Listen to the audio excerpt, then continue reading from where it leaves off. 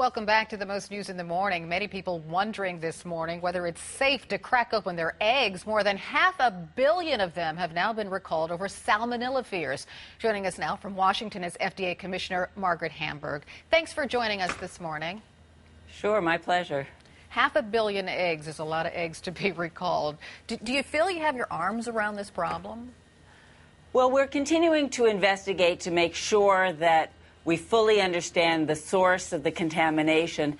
And of course, as we do that, we're going forward with the recall. And as you say, we've recalled more than 500 million eggs so far. It's the largest such egg recall in recent history.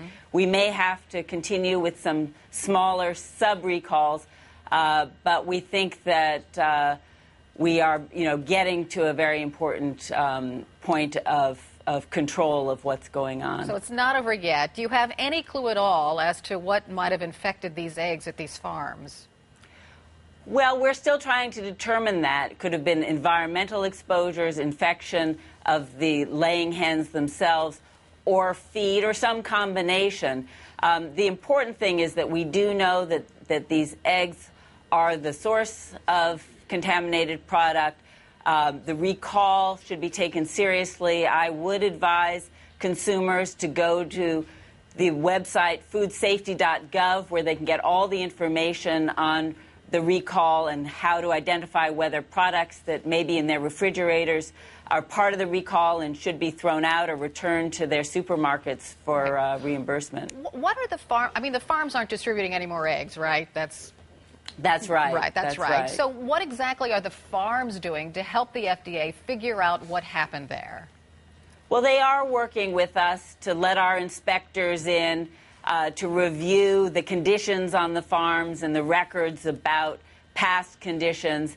And that is very, very important as we really narrow in to identify the initial source of the contamination. It's also very important that we work with them to understand the networks of distribution, because we have a very complex food production system in this country, and the eggs go to wholesalers, distributors, food service companies in different states that then sell or distribute the eggs to other places, so that you start with a couple of farms in Iowa and you can get nationwide exposure. Well, and that's what creates a challenge. Let me ask you about these farms in particular, because you have said that they were not operating with responsible standards of practice. And if you look at the list of infractions against these two farms, it's a long list. I mean, just in June of 2010, 10 civil counts of animal cruelty. 2002, supervisors sexually assaulted and harassed female employees. In the year 2000, Iowa's AG charged habitual violator of state environmental laws. Some say that all of these things create this environment where something like this could happen. So did the FDA have its eye on these two particular farms? Were they monitoring them more closely, perhaps, than other farms throughout the country? Well, those infractions that you describe, of course, are extremely worrisome. But FDA is focused on food safety, and that's what's in our purview. And when we began to learn about cases of egg contamination that might be associated with those farms, that's when we got involved. Going forward, we actually have just put forward new egg safety rules. Well, before we get into the new rules, I'm just curious about any government agency that was keeping a close eye on these farms, given their history. Well, I think obviously there were a number of different entities that had been monitoring, and charges had been brought.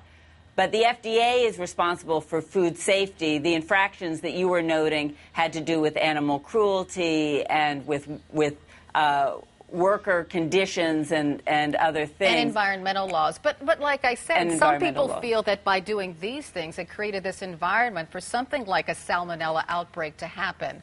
So I guess you're left wondering, if these farms had so many infractions in their past, why were they allowed to continue operating? Well, I think it speaks to an important issue that you want to work with companies to try to hold them accountable to a certain set of standards and practices. And when they step over the line, you do need to take action. And of course, as I said, Our purview is food safety, and we are acting very aggressively now to make sure that we fully investigate the source of the contamination and how it happened, to put in place preventive measures so it won't happen in the future, and to protect consumers by doing a complete and thorough recall of products that may be contaminated. Well, I hope the new regulations work, and thank you so much for joining this morning, Margaret Hamburg. Sure. Thank you. Sure.